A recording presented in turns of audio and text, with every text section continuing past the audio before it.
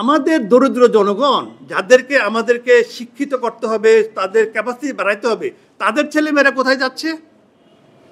সরকারি প্রাথমিক স্কুলও না, মাদ্রাসায়।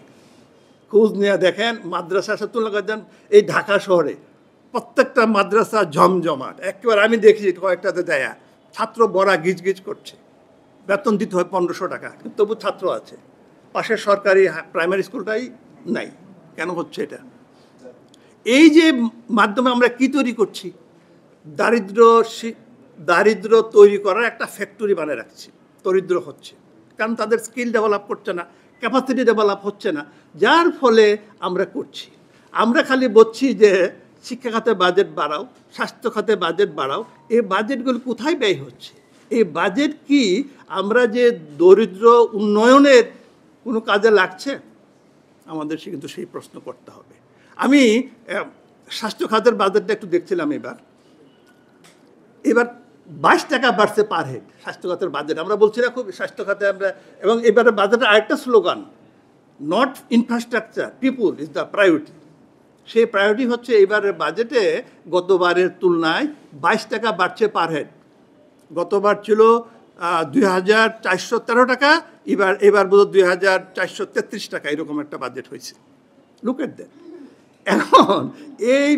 এখন ভিতরে গেলে আরও আমাদের মাথার ভিতরে গিয়ে দেখছে যে এই টাকাটাও কোথায় খরচ হবে আমরা ঠিক জানি না, কিন্তু আসলে বাড়ছে। আমাদের যে পকেট খরচ বাজে স্বাস্থ্যের জন্য, আমরা এখনও কি এই যে সাধারণ মানুষের জন্য একটা ফ্রি হেলথ কেয়ার ব্যবস্থা করতে পারি নাই। কিন্তু ফার্মেসি ইজ দেয়ার হসপিটাল। আপনি যদি যে কোনো একটা হসপিটালে যা সন্ধ্যার সময় ফার্মেসি থেকে দাঁড়ায় থাকেন, কিছুক্ষণ দেখবেন এই দরিদ্র লোকজন আসতেছে। সেই ফার্মেসিগুলো সেই মাথা ব্যথা, পেট ব্যথা, ডায়রিয়া থেকে শুরু করে ক্যান্সারের চিকিৎসা তারাই দিচ্ছে। এই ফার্মেসির লোকরা হসপিটালে যাচ্ছে না। কেন যাচ্ছে না? আমাদের এই প্রশ্নটা করতে হবে, জানতে হবে, এবং এই যে ব্যারিয়ার ভাঙতে হবে। কারণ আমরা যারা শিক্ষিত লোক, বড় বড় ডিগ্রি নিয়ে এখন হসপিটালে বসছি, তারা কিন্তু আমাদের এই দরিদ্র লোকদের সাথে ভালো ব্যবহার করছি না, ভালোভাবে ট্রিটমেন্ট করছি না, যার ফলে তারা হসপিটালে যেতে ভয় পায়। পয়সা কম লাগলেও যাইতে ভয় পায়। এই ফার্মেসিতে আরও বেশি পয়সা নেয়, তারপর ওরা যায়, কারণ ফার্মেসিগুলো তাদেরকে ভালো ট্রিটমেন্ট করে। আমি আরেকটি প্রশ্ন করব যে অমর্ত্য সেন বলছে শিক্ষা দিতে হবে।